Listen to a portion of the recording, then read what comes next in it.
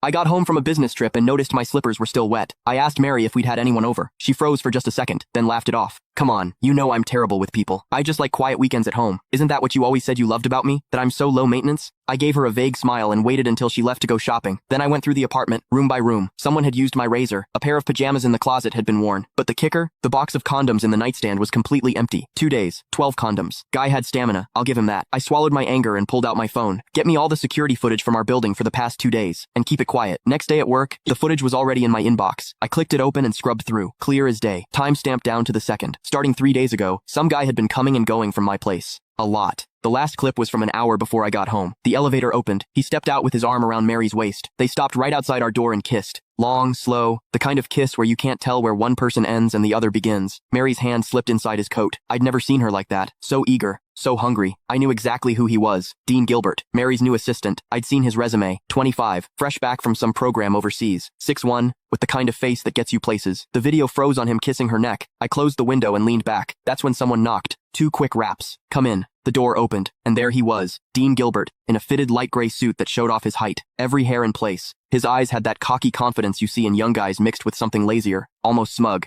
He was holding a folder. Chairman Dickerson. His voice was all business. President Henson asked me to bring over the year-end bonus list for your signature. He walked to my desk and set the folder down. No small talk. Didn't leave. Just stood there, waiting. Perfect posture. But his eyes drifted past me to the bookshelf like this was just some boring errand. I looked up at him. He didn't flinch. He even smiled, a smile that was hard to read. Normally, when Mary sent stuff like this or had her secretary bring it, I'd glance at the total and sign. She handled HR and finance. I'd always given her free rein. But today, I picked up the folder, opened it. I went through page by page. Bonuses ranged from tens of thousands to a few $100,000, nothing unusual for this year. Then I hit the last page. My hand stopped. Next to Dean Gilbert's name was a long string of numbers. Year-end. Bonus. $1 million.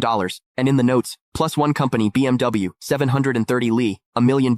A BMW 7 Series, for an assistant who'd been here less than 6 months. I stared at that number for 2 seconds. Then I looked up. Dean was watching me. That little smile had gotten bigger, and there was something in his eyes, now impatience. Chairman Dickerson, is there a problem? His tone was still polite, but there was an edge, a push. Miss Henson is waiting to head out. He made sure to emphasize those last words. I picked up my Mont Blanc pen and uncapped it. The tip hovered over the signature line. Didn't touch down. Mr. Gilbert, you've been with the company about 5 months now, right? My voice gave nothing away. 1 week shy of 5 months. Quick answer. Smooth. I said nothing. I signed. Thank you, Chairman Dickerson. He took the folder back, flipped to check my signature, then closed it. And right as he turned to leave, I caught it. His lips moved. Fast and silent. No sound. But I could read it clear as day. 3 syllables. Old bastard. He didn't even bother closing the door behind him. I stayed in my chair. Didn't move. The pen cap clicked back into place. Sunlight streamed through the window, falling across my desk. Click the link in my bio to get the full story for free.